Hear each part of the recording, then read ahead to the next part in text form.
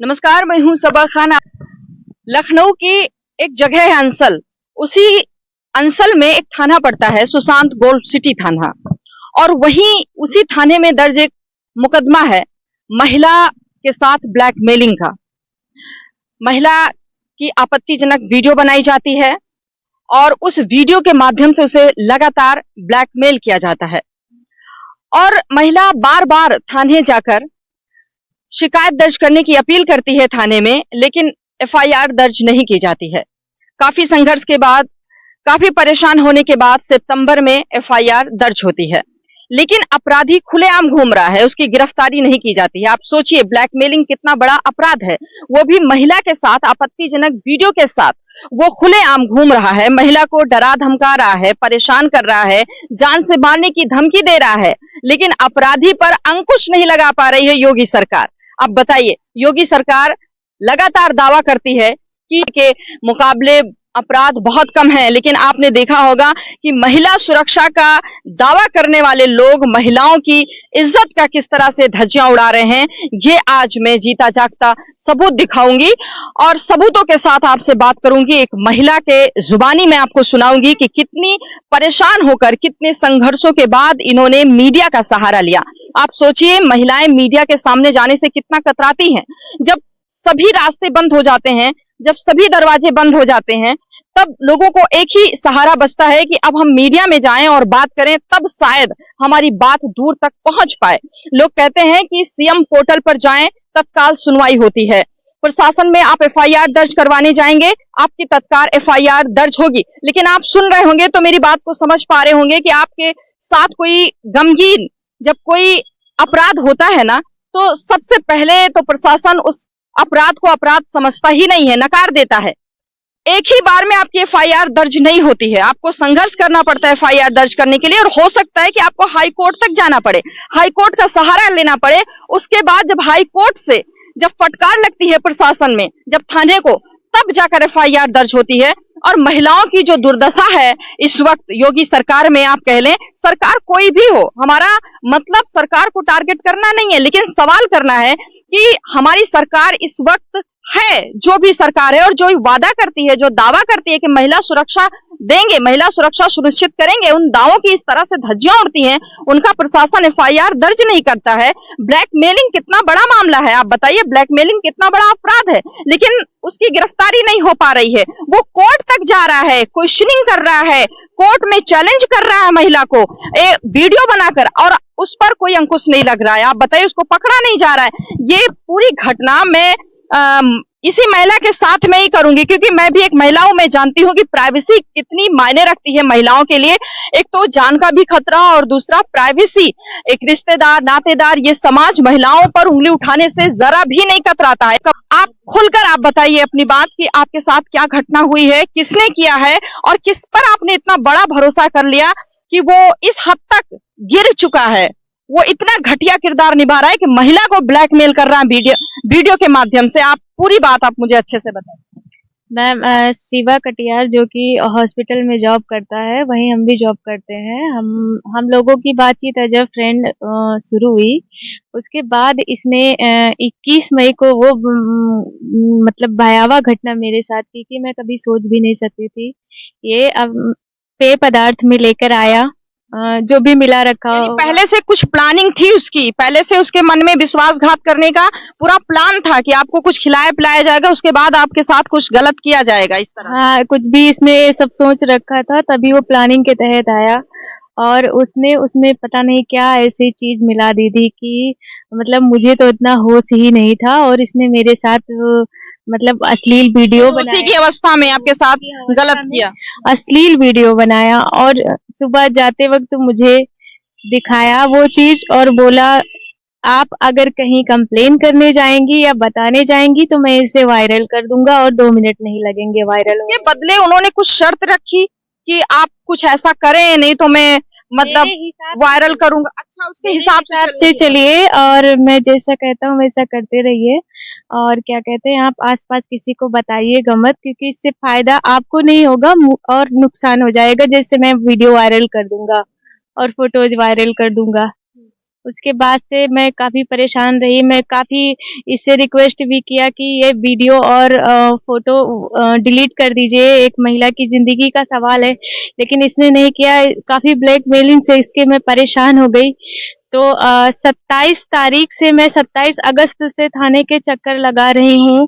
Finally जाकर इन्होंने 4 सितंबर को हमारी रिपोर्ट दर्ज की। जब आपकी एफआईआर दर्ज की गई थी थाने में, तो क्या वहां पर वो आया था बात करने के लिए जो अपराधी आरोपी है? वो वहां पे उस दिन नहीं आया था, उसके बाद से वो आ रहा लगातार 10 सितंबर तक थाने पर भी आया है।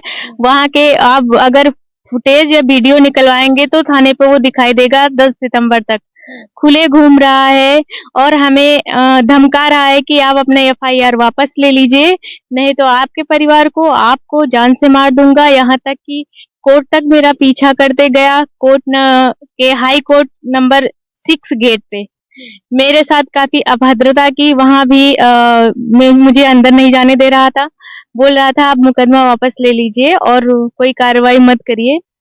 तो ये सारी चीजें मैंने वहाँ के आपने उनसे सवाल नहीं किया कि मैं भी यही रिक्वेस्ट पहले कर रही थी कि आप मेरा जो भी वीडियो बना के रखे हैं, जो मुझे ब्लैकमेल कर रहे हैं, उसको डिलीट कर दीजिए। तो क्या बोलता नहीं कि मैं डिलीट कर दूंगा या कुछ वैसा गलत नहीं करूंगा? इस तरह से कोई बात नहीं हुई दोबारा फिर एफआईआर होने के बाद? नहीं, उसने कभी डिलीट करने का ऐसा कुछ बोला ही नहीं।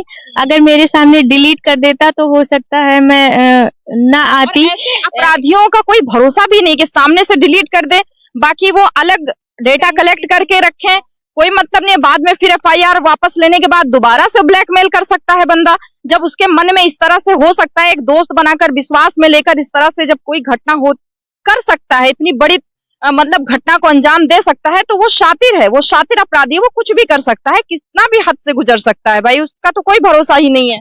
4 सितंबर से लेकर मैं अभी तक परेशान हूँ। मैं अपनी ड्यूटी भी कर रही हूँ, ड्यूटी से किसी तरह कभी छुट्टी लेना पड़ता है, कभी ड्यूटी के दौरान ही छुट्टी लेके मुझे जाना पड़ता है। मैं डीजीपी के यहाँ, एसीपी के यहाँ, डीसीपी के यहाँ, महानिदेशक से लेकर हमारे माननीय मुख्यमंत्री जी जिनसे मैं न्याय की बहुत उम्मीद करती हूँ, उस पोर्टल तक मैं 3-3, 4-4 बार होके आ गई हूँ, लेकिन कोई रिजल्ट नहीं है। थाने में एसएचओ सर बोल रहे हैं हम उसे आज गिरफ्तार कर लेंगे, 5 दिन बाद गिरफ्तार कर लेंगे। 1 महीने से यही चीजें हम सुन रहे हैं, लेकिन नतीजा कुछ नहीं है, 0 है। उसे अभी तक गिरफ्तार नहीं कर रहे हैं, खुला घूम रहा है। आप हॉस्पिटल में जॉब करते हैं? जी मैम। और वो बंदा भी हॉस्पिटल में, आरोपी भी हॉस्पिटल में जॉब करते हैं? असिस्टेंट स्टोर कीपर का पोस्ट है उसका। अच्छा, तो क्या अभी वो हॉस्पिटल आ रहा है कि तब से जब से एफआईआर हुई है गायब है? एफआईआर दर्ज हुई उसके लगभग 12 सितंबर से वो हॉस्पिटल से गायब है। एक दिन 25 सितंबर को मेरी ड्यूटी स्थान पर वो दिखाई दिया, जो एडमिन बिल्डिंग है वहां पे दिखाई दिया वो, जिसकी सूचना मैंने एसएचओ को दी थी, बताई थी। उसके बाद भी नतीजा पुलिस नहीं पहुंची वहां पर? जी नहीं। आपने सूचना भी दी कि यहाँ पर आरोपी खड़ा है? जब भी वो कॉल करता था, ऑन करके कॉल करता था, धमकाता था, तुरंत उसकी व्हाट्सएप कॉल आती थी, तो मैं एसएचओ को बताती थी कि सर इस टाइम इसकी कॉल आ रही है, ऑन है, आप प्रयास करके देखिए, शायद लोकेशन मिल जाए कहाँ से कर रहा है कॉल, और आप अरेस्ट करने का प्रयास करें।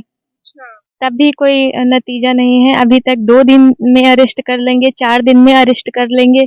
आज हमारी टीम उसके घर पे गई है, गांव गई है, शाहजहांपुर गई है, लेकिन नतीजा निगेटिव ही है मैम। अच्छा, आपके साथ देने के आप सहयोग भी कर रही हैं प्रशासन का कि वो जब प्रीति जी को दिखता भी है, सूचना भी देती हैं प्रशासन को, बताती भी हैं, उसके बाद में भी पुलिस एक्टिव नहीं होती है, उसके बाद में भी गिरफ्तारी नहीं करती है पुलिस? भाई क्या वजह है, क्यों संरक्षण दे रखा है प्रशासन ने ऐसे अपराधियों को? भाई ये तो बहुत बड़ा सवाल है, इसीलिए वाजिब है। अब ये बताइए आप कि ये इतना सब ये दफ्ती वगैरह बना के चल रही हैं, आखिर में आपके मन में क्या आ रहा है, क्या सोच रही हैं कि न्याय मिलेगा आपको?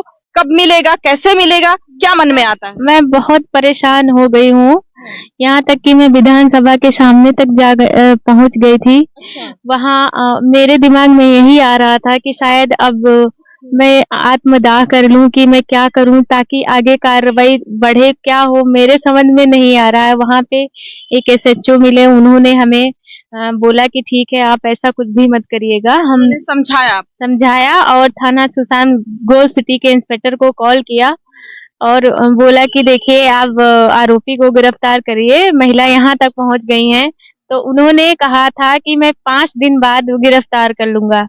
तब से लेकर 1 हफ्ते हो गए हैं और अभी तक कोई रिजल्ट नहीं आया है। मैं बहुत परेशान हो गई हूँ। बहुत डेट फिक्स क्या उनको बताया गया है क्या कि 5 दिन के बाद वो आरोपी उनको अब खुद से ही मिल जाएगा, आगे सामने खड़ा हो जाएगा, भैया हम आ गए हैं, हमें गिरफ्तार कर लीजिए? जी हाँ मैम, कोई रिजल्ट नहीं निकला है इसका। बस पहले तो हम यही चाहते हैं कि उसे गिरफ्तार कर लिया जाए, क्योंकि अगर मेरी जान सलामत रही तभी मैं आगे की लड़ाई अपनी लड़ सकती हूँ और इस लड़ाई में मेरी जान सलामत रहना काफी जरूरी है। और मैं रिक्वेस्ट करती हूँ, मैं माननीय मुख्यमंत्री जी से रिक्वेस्ट करती हूँ कि इसको आगे गिरफ्तार कराया जाए किसी भी तरह। मैं बहुत परेशान हो गई हूँ, मेरी जान को काफी खतरा है। तो इस तरह से आप हैं प्रीति तिवारी जी, और मुझे ऐसा लगता है कि इनके साथ न्याय अब हो जाना चाहिए, क्योंकि अगर लेट हो जाएगा तो फिर बहुत कुछ लेट हो जाता है। अब सवाल ये है कि गिरफ्तारी कैसे होगी, कब होगी?